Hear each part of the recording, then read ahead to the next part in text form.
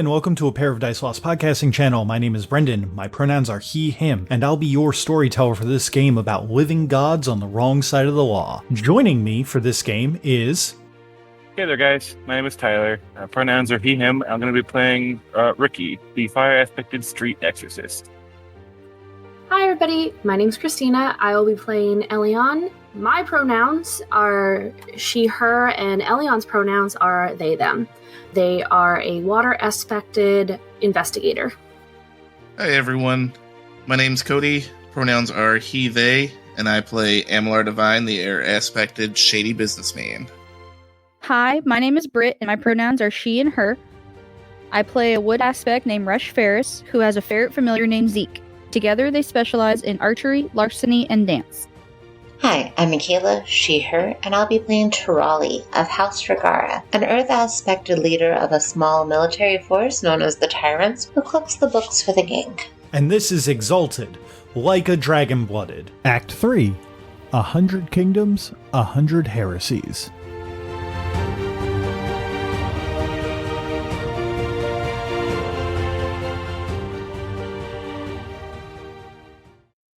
This guy does his quick strum. And as he does that, as he makes this kind of sharp strum, you see landing near you, or not near you, you see landing next to him, with a loud boom in their feet, is the same large four-armed woman that I just described. Britt, you can now breathe.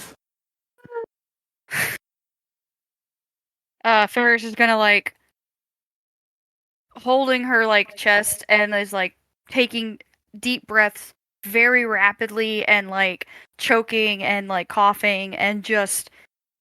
Her face is very panicked. Because not only is she thinking about the fact that, oh shit, she couldn't breathe, but, her brother and his boo were down under the boat where there's no air.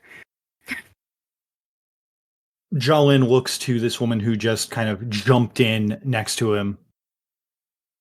Kara, what did I say about starting early? She kind of takes a a bashful nod and bow to him. Sorry. I thought that the target was going to try and escape. I'm over on the deck, leaning over, just glaring at this person. Elion's lost a lot of composure that you're used to seeing. And it's you could have killed her. And she's innocent. She didn't kill her brother. You said they went back over in front of next to Jolin? Yes, next to Jolin and in front of Ricky. Ferris, once she's still kind of panicking a bit, but being able to breathe and still taking deep breaths, she's gonna start crawling to go down to try to get to Balar. Ricky's going to look a little surprised when... 8 feet tall, you said? Yeah, 8 feet tall. Whoa. Alright, effective tactic. Big lady diffuse situation. I like it. But anyway, stop that. What are we doing? Ferris didn't kill her brother. Then who did? As she is crawling down, she's also yelling for Balar as best as she can when she's, recovering from almost dying of suffocation. There's probably a raspy whispered yell in between deep breaths as she's trying to crawl down there. My question for you, Britt, is do you want it to be audible on the dock, or is it quiet enough that only the people on the boat can hear it? Only I feel like she wouldn't be able to get the loudness for the people on the dock to hear, but she definitely is the people on the boat will definitely hear it. I don't think the people, logistically, I don't think the people on the dock would be able to hear her if she's still trying to recover from not being able to breathe. Okay. I will get to you in a moment then. Then, to repeat what did he just ask Ricky. Then who killed my friend? Ricky kind of like looks a little uncomfortable. Not like guilty uncomfortable, but like how to word this. You should talk to the people on the boat too. It's not my place to say. I'd tell him. But And I'm not trying to say that to be dodgy or any shit, a cagey. It would be disrespectful to talk to business that is not mine. He nods. He looks to the rest of the people there and kind of strums again on the shamisen and looks to the people up on the boat.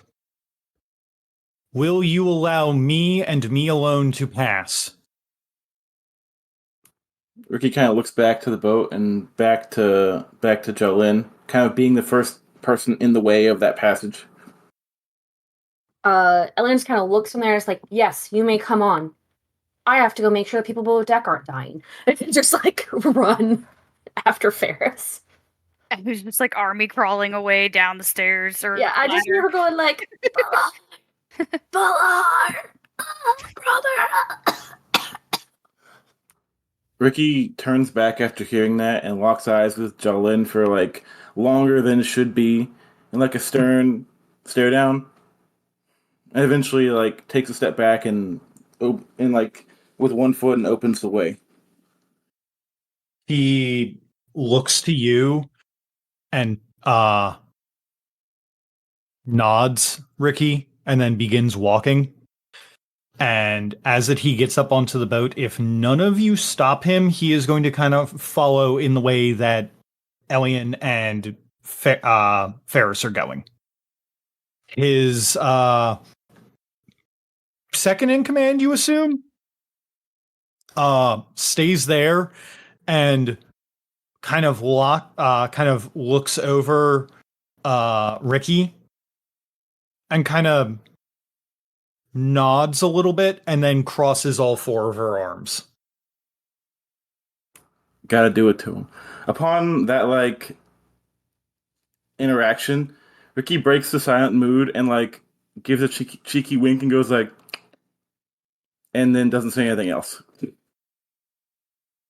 So since that Ferris is obviously going to get there first, followed very swiftly by Elian, you're going to go and get down into the lower decks of the.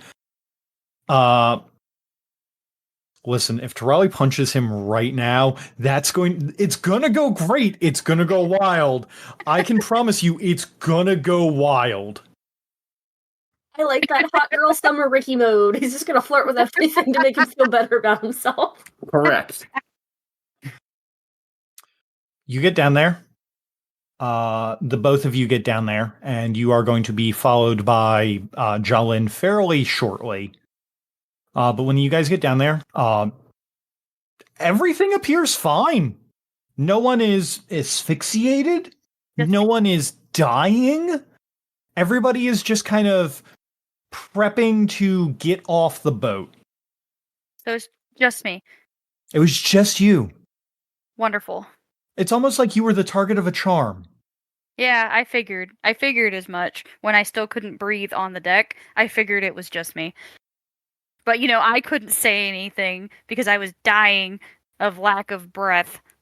And Elion doesn't know what's going on, just that, Ferris couldn't breathe, had gone down deck, come up, can't breathe, so it's like, is there something down there? There's obviously something weird going on, so are the people down deck hurt? With that in mind, Elion's just gonna kind of bend down and shift Ferris to, lean up against the wall and let her, breathe uninterrupted. So you guys go down there. Balar is there getting ready, kind of packing all of his things along with Anna, the lunar that you guys had met. You guys know that it is Anna, but she has currently assumed the form of Vanif Seek again, as it's a fairly common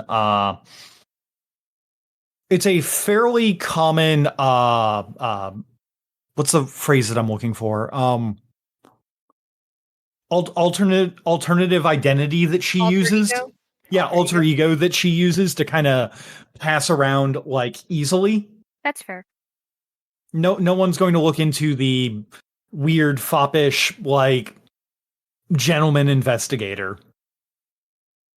As that you all come in, Vanif Seek turns around and looks at you all and goes, "Ah, hello, have we made it to Great Forks? Amazing, haha." She kind of smiles. You can, Elian specifically sees a little eye twitch of, I can't believe I'm having to do this again, but it's for my own safety. Yes, Beneath, we've made it. And we have a welcoming party as well. And they just kind of like, they have their hand on Ferris's shoulder and is kind of crouched down somewhat protectively over them. And just gestures to Jolin as he walks in. He comes in and he looks to Resh Balar shocked. He's seeing a ghost. He looks to you all. And he goes, I had already delivered the news of your death to Resh Katawa. This is cause for celebration, friend. And he kind of like moves forward and like goes to like touch him on the shoulder to like make sure he's not a fucking ghost. Kick him. No, I'm not actually going to kick him. I want to, though. We should go and see your mother. This is cause for celebration. You're back from the dead, friend. And Balar kind of looks to him and like he's still in that room with all the mirrors and everything. And Jolin is too shocked to notice the fact that this man is missing his own reflection. Once Elian's like fine that Ferris is kind of content where she is, they're gonna stand up and be like, Jolin, you were being truthful about leaving shortly after calibration, yet Divine ran into you shooting him with a bow. So either there's not even an either about it. Someone's impersonating you. Do you have any idea who would be trying to frame you for something? Thinks about it a moment. If Balar is still alive, though, that means that Ferris was framed, correct? Yes, I can categorically confirm that Ferris was framed. Then it stands to reason that someone else would try to frame me, correct? Yes, but why you? Why Fair? I have an out of character question because I figured it out of character who was fucking around and framing Ferris. Would I have deduced it in character maybe too? I think that by this point you can deduce it in character and let the listeners know what that your current theory is. Okay. I think it may be the same person who framed Ferris. I'm not 100% sure that it's the same person, or that this is even the person that framed Ferris. There's someone in my life that tries to make my life difficult for me whenever they're in town. Their name is Kai. Does that name ring any bells by any chance? They've been seen working for Tanos occasionally. Kai, the assassin, correct? If that's the trade whatever they're doing now, are in, yes. I have crossed paths with them on occasion.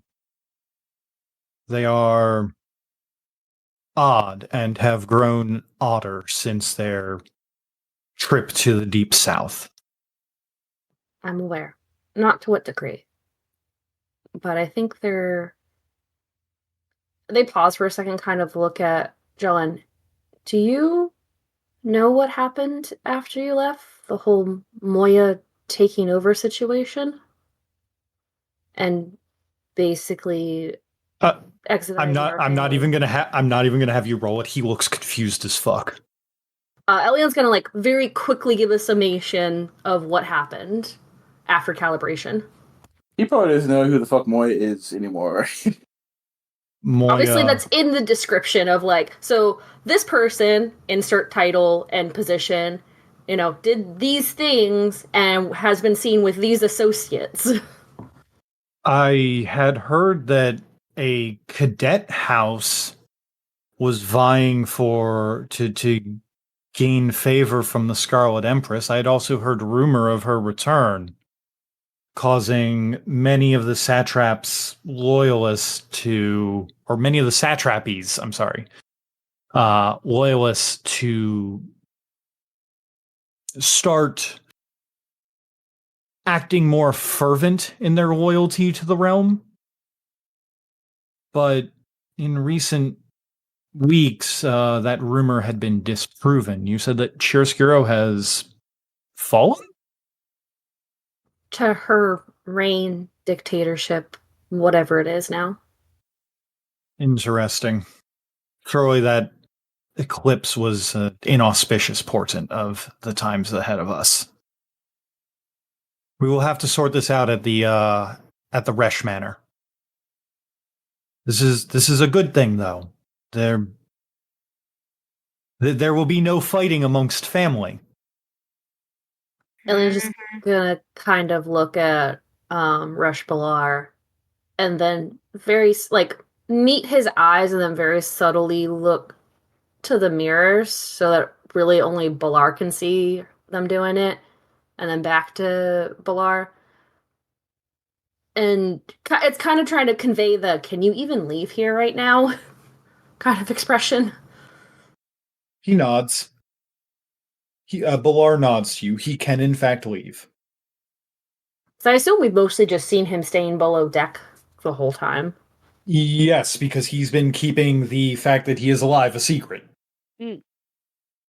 So, while you guys are having this conversation up top, I'm going to have a little scene with Tarali, Divine, and Ricky if they're interested real quick while you guys are kind of doing this.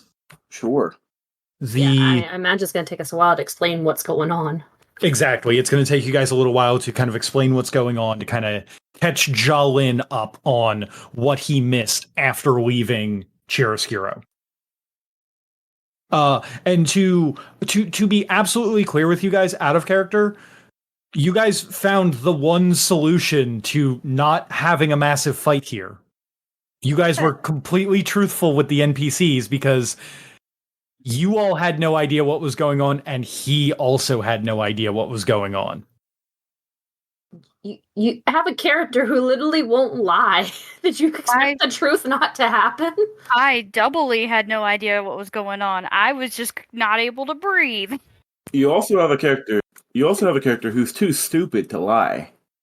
But I also have characters who are hot-headed and will see the guy who shot at him and just go, "Fuck this, fireball, yeet." I'd like to think I was pretty hot-headed.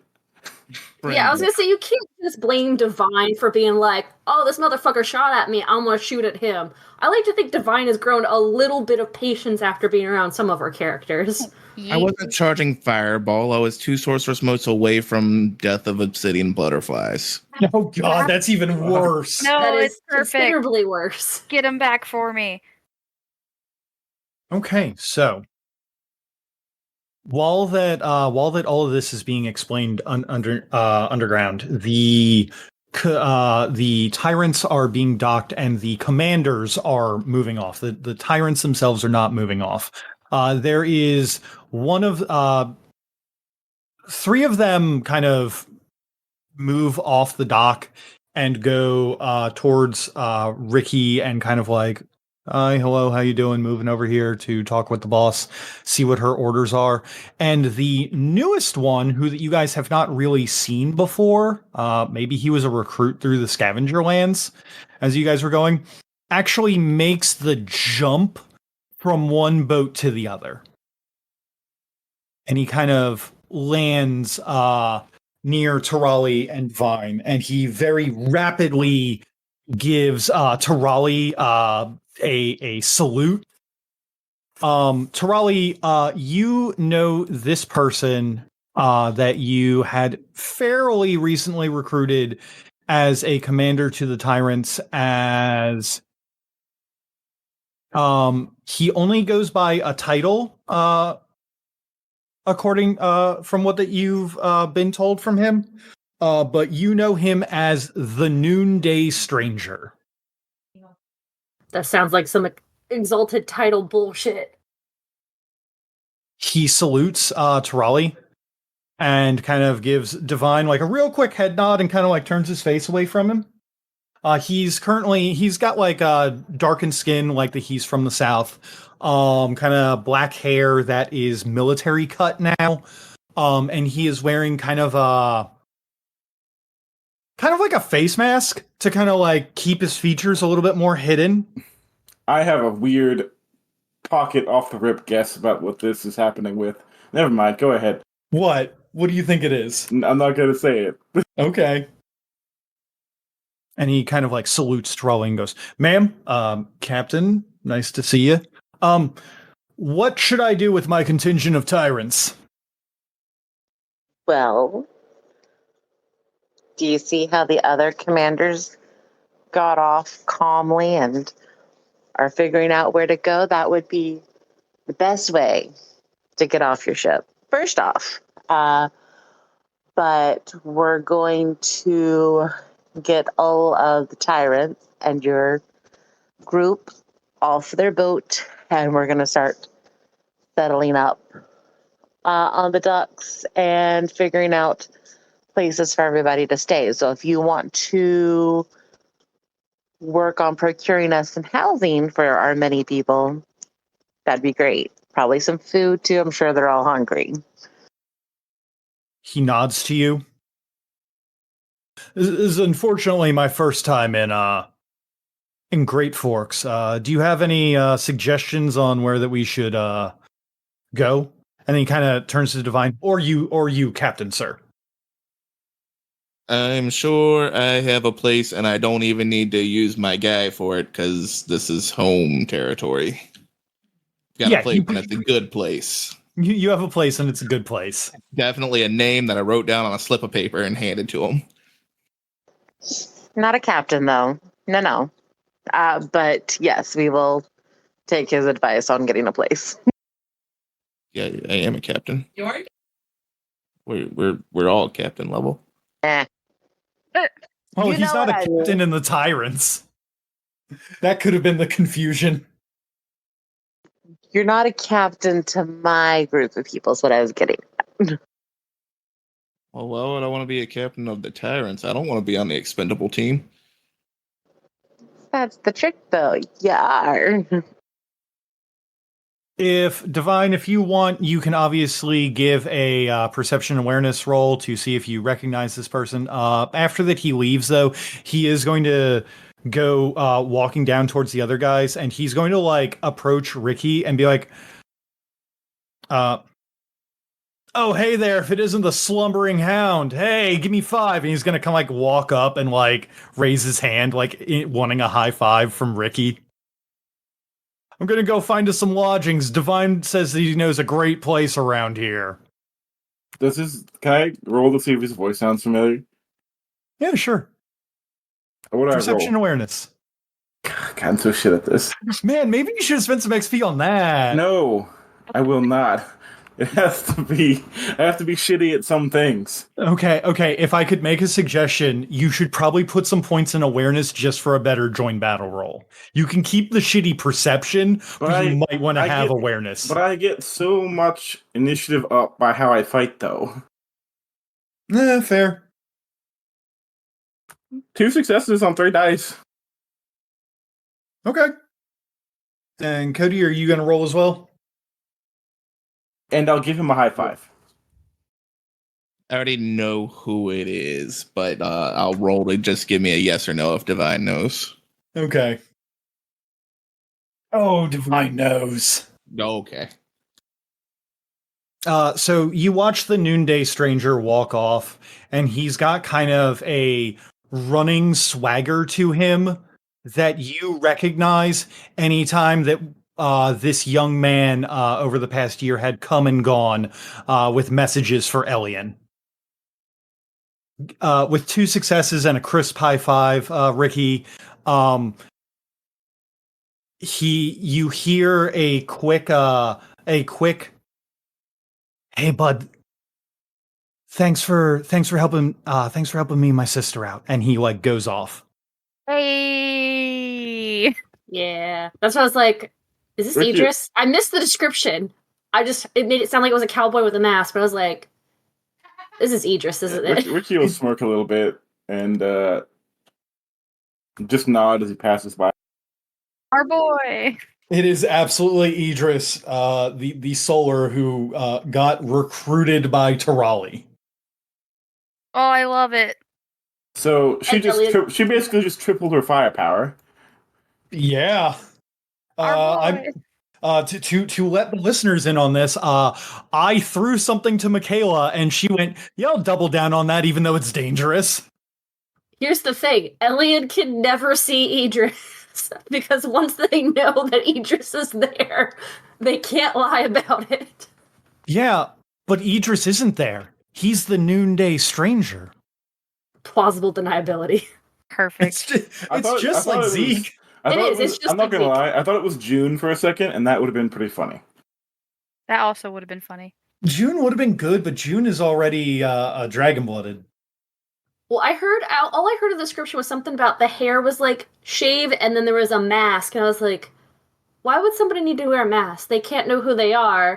And I was like, and then the noonday. I was like, wait, this is Idris, isn't it? Or wait, it could be this person, but it's probably Idris. But yes, also that's the reason why that I knew off the top of my head how powerful, how many motes that a Solar at that essence had. I basically made him a real baby's character sheet and gave him half the experience that you all have had. He's a real boy now. He's a real fucking character. Him and Manami have real boy character sheets.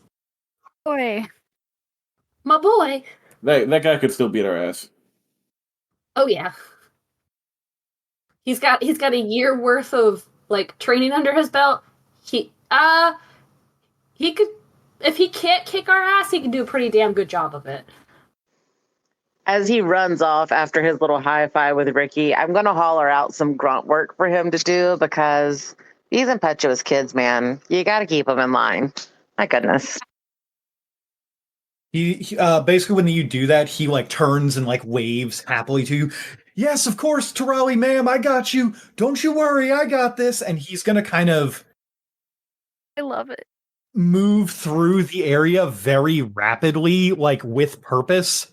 Maybe it's the fact that he's moving around and like has put on some muscle since you all last saw him, and has a bit of purpose now. He definitely holds himself as a different character.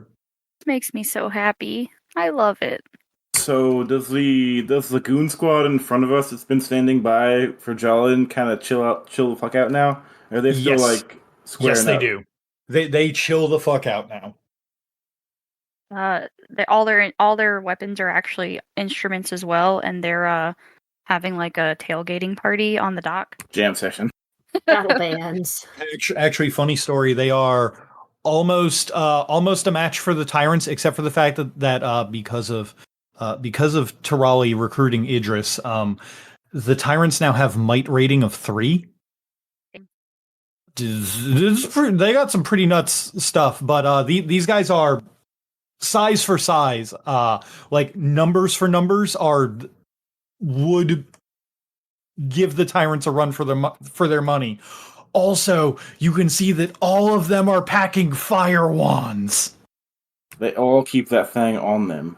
Let me Hey, guess. Shrap. That's why the subject of fire wands came up in a different discussion recently. Yes. I figured. Okay, question though. Fire wands are not guns though, right? They're like flamethrowers. Yes. Yes, they are like flamethrowers, but they look like guns. They're flintlock flamethrowers.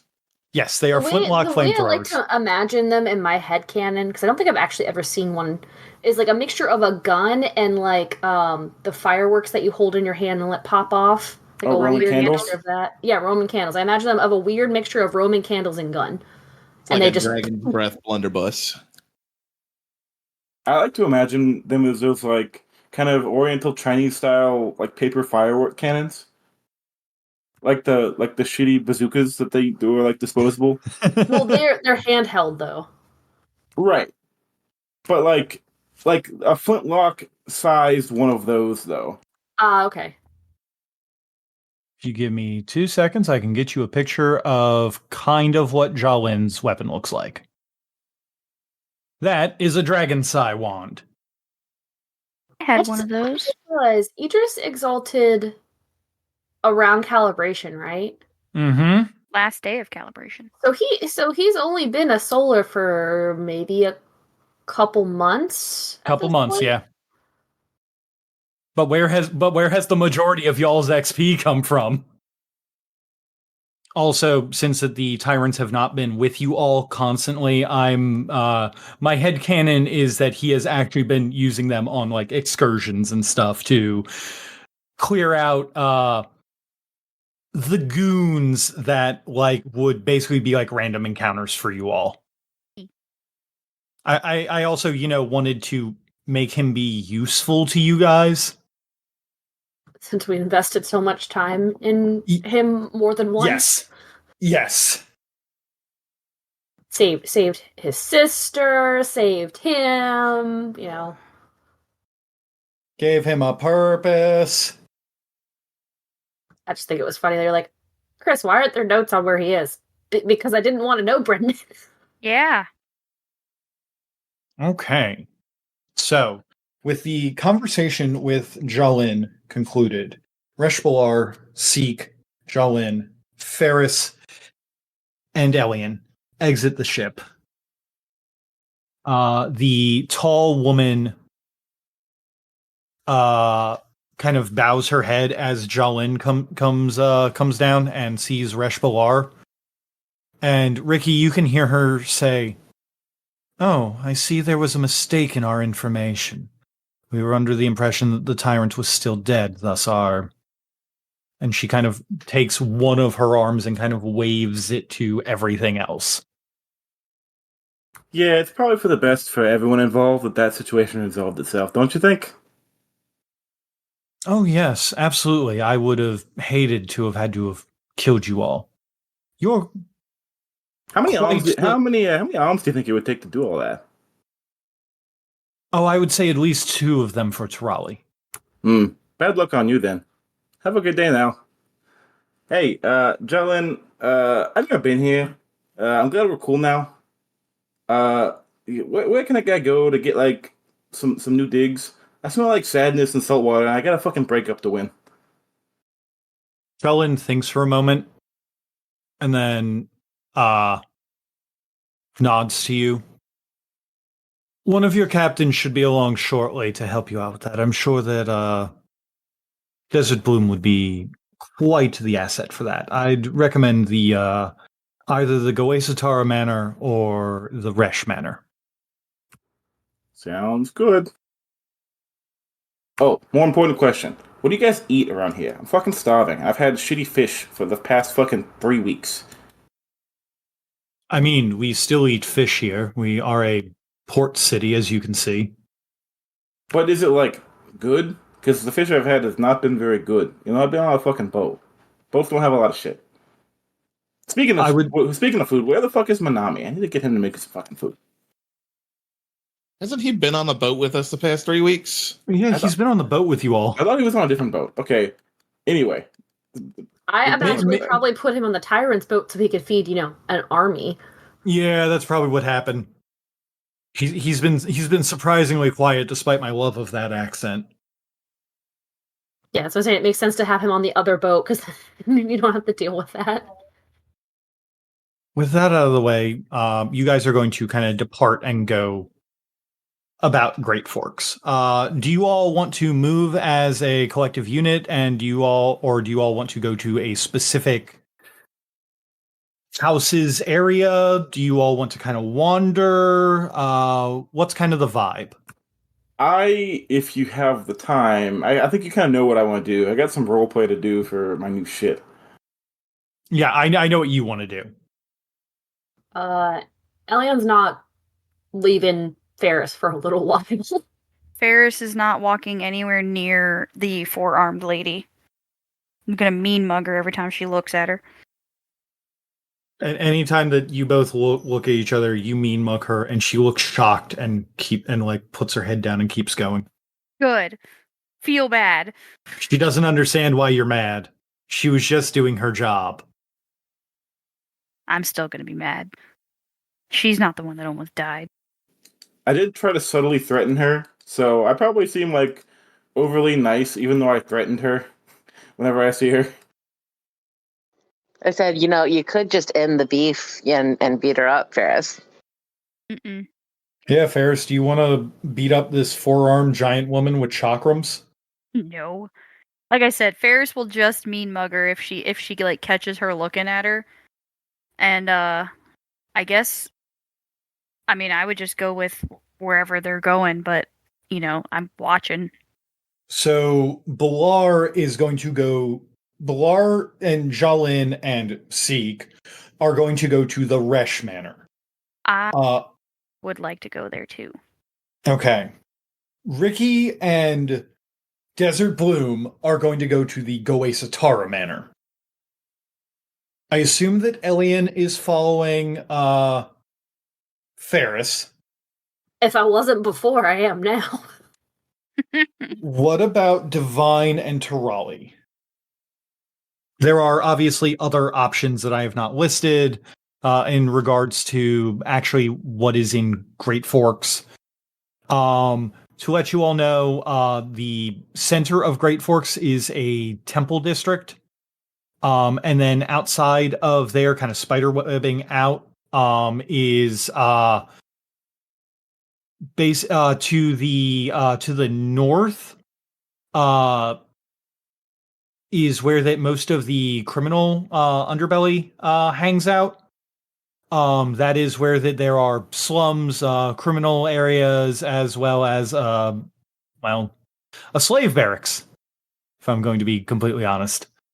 To the west are tanneries, distilleries, and other industries, the fumes of which are kind of directed outside of the city through thaumaturgical means.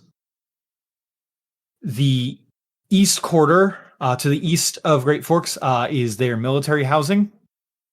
And the south, where you all are in, are the docks, which contains warehouses and homes for the laborers. And then outside of the city are either the rivers or fields. How many Jala are around? Not many. Are they all slaves? You haven't seen any Jala yet. Also, I'm assuming Falar's coming with us to the Resh Manor because she was on the boat. Yes, she would be. I'm sorry. Nah, Divine's probably just gonna go up north to catch up with the criminal activity that's been going on in the city. Okay. You're good. Trolley will find out where the manor is. She'll get directions from Ferris, who obviously knows this area. But I will be off with the tyrants getting things squared away, and then I will meet back up with everybody at the manor shortly after. Sounds good. So you're going to go to the military quarter. Divine's going to the north, where that all the criminal activity is, and where that some of the manors are. But I imagine that Divine's kind of checking in on his own personal stuff here. Before we all split up, I do see if I can track down Falar before I go. I was like, hey, I'll be back with y'all a little later on. I got some errands to run, but I need a favor later, if you don't mind. If you have some time. Yeah, of course. We can figure something out. I'll be up at my family's manor giving my mom the good news. Yeah, I'll be that way after I get my errands done. I got some shit to take care of. Okay. So, Ricky, you go with Desert Bloom to the Goesatara Manor. It is a far cry from the luxury that you are used to, given the towers and everything in Chiaroscuro were first stage technology. They had climate control units. They had a bunch of extra things. This is closer to Middle Ages to feudal era technology, but the masonry of this area is immaculate, almost reminiscent of like very white marble. The Goesatar Manor, as this is your first time really seeing it, is luxurious without being opulent. Money has been spent here, but costs have not been, but costs are basically being used to keep everything comfortable. It's not like, here's a pool for my servants. It's like, hey, we have a pool. Or, hey, we have people, we hire people to, like, it's a hot day, so we hired some people to, like, use fans with us and everything. I don't know what the actual verb for that would be. The help, perhaps? Yes, the help. And as that you go in, there is an old man that you kind of vaguely recognize from the meeting of all the clan heads. He seems to have gotten older in the last few months. This is the old head of the family, Domaku. He walks with a bent back and a cane, looks to you and goes, Ricky, nice to see that you've made it home. Well, to our home. Pleasure to be here. Pleasure to have you. Your reputation precedes you. I don't know about that. I just do the best I can. He kind of waves his cane a little bit. What's mine is yours here, Ricky. If you ever have any need for anything, please do not hesitate. I've heard that good news is happening. I'm going over to see my, to go see my boss. Well, my ex-boss, technically. Katala's great, but in her old age, she's gotten a little frisky. Anyway. I'll probably be heading that way here in a little bit. I got a few odds and ends to remedy, Been a long trip. Yes, of course.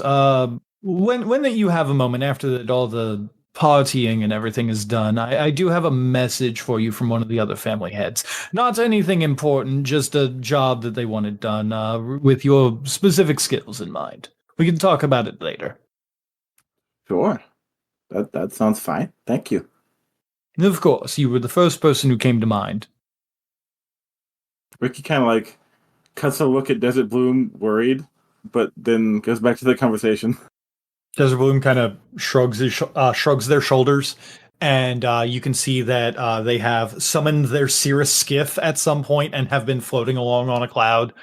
They are smoking from their too long pipe, and they look to you and go, all right now, Ricky, what was it that you needed my help with? All right. So, I have been pretty down the dumps. All things I'll considered. say you're not so great to drink with lately. Yeah, I know. I've been just kind of doing that by myself. It's sad and lonely and not very cool. Anyway, my time of being sad and mopey about my breakup is done, and now I'm going to carpe the diem. I got to win my breakup. I need you to help me because I look like shit, and I got to change my look. I don't feel good about what I'm doing anymore, and you're good with this kind of thing, and I'm bad at this kind of thing. So what you're saying is that you need me to give you a makeover. That's a way to look at it. I need some advice that you can view as that if you want to. He puts away his makeup brush. Where did that come from? No one knows. I can help. Fashion advice? Is that what you're looking for? When Maybe how to strut your stuff? you seem to know more about this than I do. This doesn't really happen to me very often, Yeah. I don't know where we do we go somewhere for this? I don't know how this goes. Yes. Follow the cloud. Let's go to my room. Okay. Whoa. Hey, slow down. Hey. And he falls by. He takes like long drags off of the too long pipe. This is going to be very fun for me. Maybe this was a mistake. I promise you it wasn't. Okay. You've already spent the XP. You can't unspend it. Damn it, you're right.